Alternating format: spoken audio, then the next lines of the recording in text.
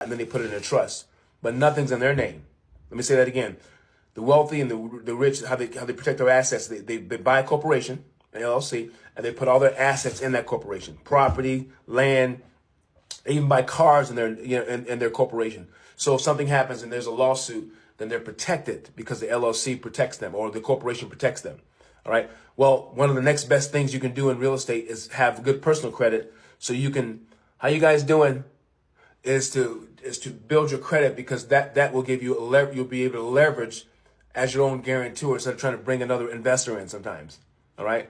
So I'll give you an example. So if you're going to buy a multifamily building, because that's one of the things I do here in Atlanta, Georgia, I really focus on multifamily properties. That's hotels, apartment complexes, big buildings downtown that are have all these office spaces in them.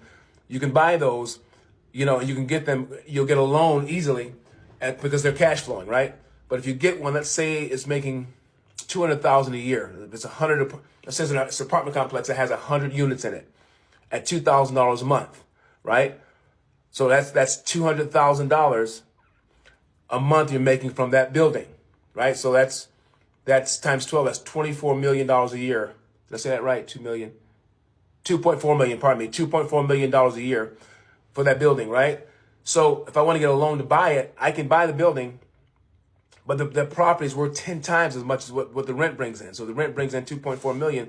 It's worth 24 million. So I can go to the bank. I can go to a traditional bank, and they'll give me about 75% of that 24 million. They will, because it's cash flowing. The bank knows they're going to get their money back.